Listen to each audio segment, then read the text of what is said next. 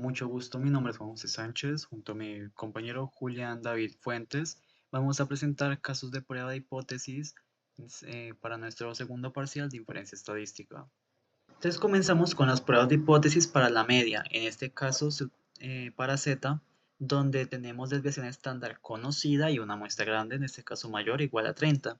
En todos nuestros datos los estamos sacando de fuentes oficiales, recientes o seleccionadas de acuerdo a los meses, eh, datos más cercanos.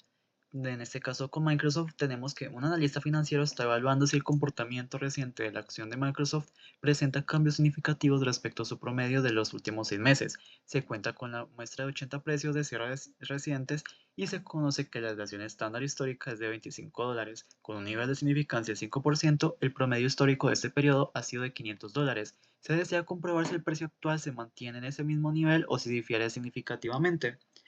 En este caso, pues analizamos si el precio promedio de Microsoft va a diferir de la media histórica de $500. En este caso, pues es Z porque pues la muestra es grande y la desviación estándar poblacional es conocida. Tenemos la hipótesis nula, en donde pues defiende que el promedio actual es igual al histórico. Y tenemos la alternativa, diferente a 500, pues plantea que el promedio es diferente, ya sea mayor o menor. De este modo vamos a ver si va a ser igual o diferente al promedio de los últimos 6 meses. Ahora, como pueden evidenciar, estamos trabajando en unos dos casos de prueba en R. De un vistazo general pueden ver cómo importamos las librerías, tenemos la limpieza de los datos, dado que pues puede tener algún valor que no reconozca R, continuamos con el caso de Microsoft, en donde pues importamos el archivo y pues limpiamos los datos de este. Pasamos con las pruebas de hipótesis, el primer paso sería pues identificar los datos. La variable de interés pues sería prueba de cierre de Microsoft, la media referencia será de 500, la desviación estándar poblacional va a ser de 25, el tamaño de la muestra va a ser de 80 y pues la media muestra va a ser de 503.27 que se calcula automáticamente y se aproxima a dos decimales.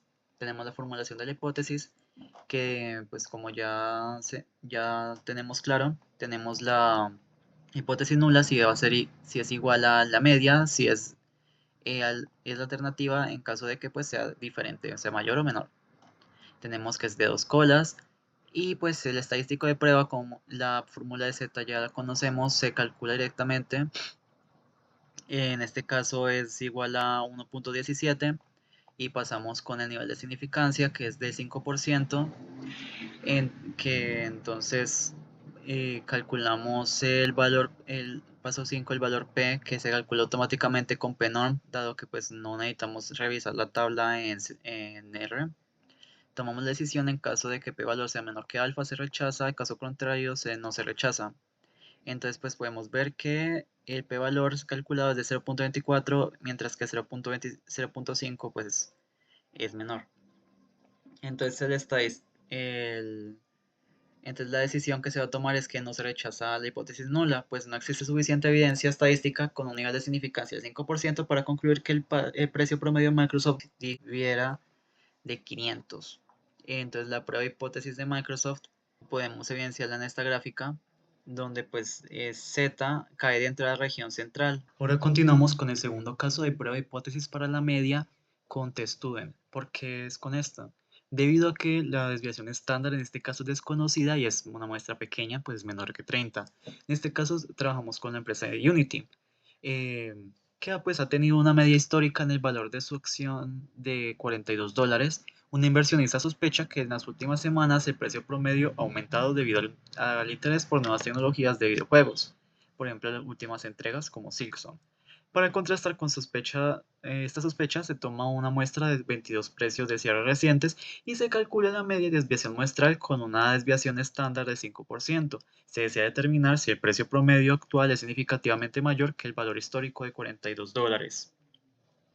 Entonces, tenemos que, pues, la hipótesis nula va a defender que el promedio se mantiene en el valor histórico y mientras la alterna va a proponer que el promedio ha aumentado y es mayor que 42. Por eso es que la prueba es de cola derecha, ya que solo nos interesa ver el aumento. Continuando con la parte práctica, entonces ya sabemos lo anterior, que se carga el archivo, se se declaran los datos. Entonces pasemos con los pasos. Entonces tenemos los datos identificados, pues las variables de interés, el precio de cierre de Unity, la media de referencia será de 42, el tamaño de la muestra será igual a 22 y la media muestral va a ser de 43.31 y la desviación estándar muestral va a ser de 2.51. Tenemos la formulación de la hipótesis, la nula, si es el precio promedio igual a la media histórica. Alternativa, si el promedio es mayor a la media. Esto lo convierte en una prueba de cola derecha. Tenemos que el estadístico de prueba, pues tenemos la fórmula para teststudent. En este caso, pues también trabajamos con grados de libertad, que va a ser n-1, que es la muestra menos un valor. Tenemos entonces los grados de libertad y vamos a calcular entonces el p-valor también dependiendo con los grados de libertad. Entonces vamos a tener que el p-valor va a ser de 0.012. Entonces podemos ya tomar la decisión. Entonces p-valor va a ser menor que alfa. Por ende se va a rechazar la hipótesis nula y por ende no existe suficiente evidencia estadística con el nivel de significancia del 5% para concluir que el precio promedio actual de Unity es mayor de $42. Aquí lo evidencian porque entra dentro de la región de rechazo. Ahora pasando al caso de prueba de hipótesis para la proporción Z con la empresa Micron. ¿Por qué aplicamos esta prueba aquí? Porque nosotros queríamos evaluar si los días con variaciones positivas de la acción Micron seguían un patrón aleatorio del 50% o hay algún sesgo semántico. En finanzas esto es crucial para verificar la eficiencia del mercado.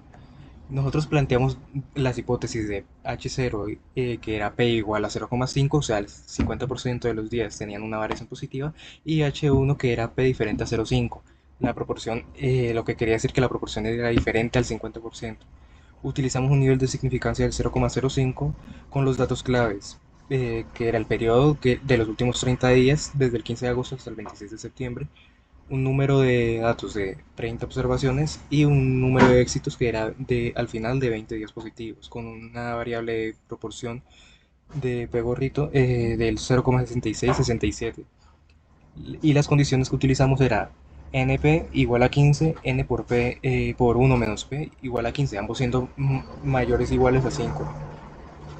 Ahora pasando al código, tenemos que en el periodo de los últimos 30 días, con una variable de interés del 0,5 y los éxitos contados siendo básicamente los ya anteriormente mencionados de tamaño de muestra 30 días, éxitos observados 20 y pues una proporción observada del 0,6667. Tendríamos que para calcular el estadístico Z tendremos esta función que sería P gorrito menos P sobre la raíz de P por 1 menos P sobre el número de la muestra, el tamaño de la muestra, siendo 1,8257 y pues un P valor calculado del 0,067, siendo este mayor al 0,05 de la significancia, por lo que no habría evidencia suficiente para demostrar que la proporción de positiva es diferente al 50%. Y ahora, pasando con la gráfica, tendríamos que el gráfico muestra que Z es igual a 1,826. Están dentro de la región de no rechazo, aunque se ve cerca del límite. El p-valor del 0,068 confirmaría que pues no habría evidencia suficiente para rechazar la hipótesis nula. Ahora el caso de prueba de hipótesis para la varianza con Kingston, chi cuadrado. ¿Por qué lo aplicamos? Pues necesitamos determinar si la volatilidad actual de Kingston correspondía al nivel de riesgo esperado. La varianza siendo clave para evaluar el riesgo financiero.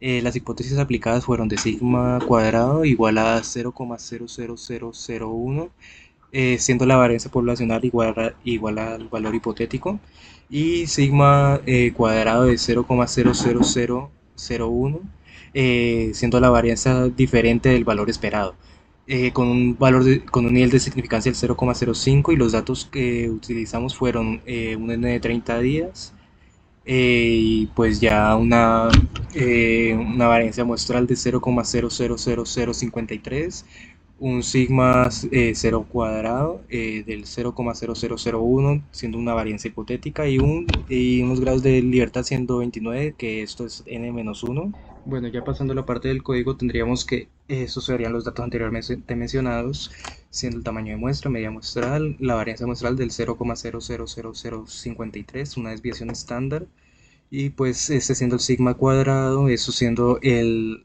las hipótesis, y pues estaría siendo la fórmula para el chi cuadrado. La fórmula siendo el n-1 por la varianza muestral sobre el sigma cuadrado, que dándonos un resultado de 15,3217 con grados de libertad de 29. Y pues ya pasando por último el p-valor, siendo el p-valor 0,035314.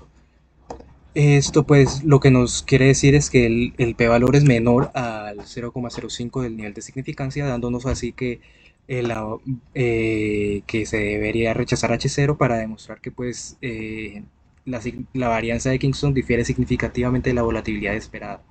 Y pues ya por último pasando con la gráfica, tenemos que el chi cuadrado queda en la zona sombreada de la cola izquierda, siendo cayendo la zona de rechazo.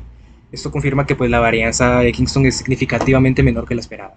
Ahora pasando con el tamaño para determinar el tamaño de muestra, pues para un caso A, que sería en estimación de media, tendríamos esta fórmula que es z alfa medios por sigma sobre E, y toda esta expresión elevada al cuadrado. Y un ejemplo con Unity es que la confianza del 95%, que con confianza del 95% z sí, es igual a 1,96, dándonos pues una desviación de 2,51 en dólares, pesos, y un error máximo de $2, eh, necesitando solo 7 observaciones. Ya pasando al código tenemos que estos son los datos, y pues siguiendo con el caso de Unity, tenemos que al, pues ya al mostrarlos, el nivel de confianza siendo un 95%, y una desviación estimada del 2,51 con un error máximo permitido en dólares de 2 y una confianza de Z de 1,96, siendo también este valor,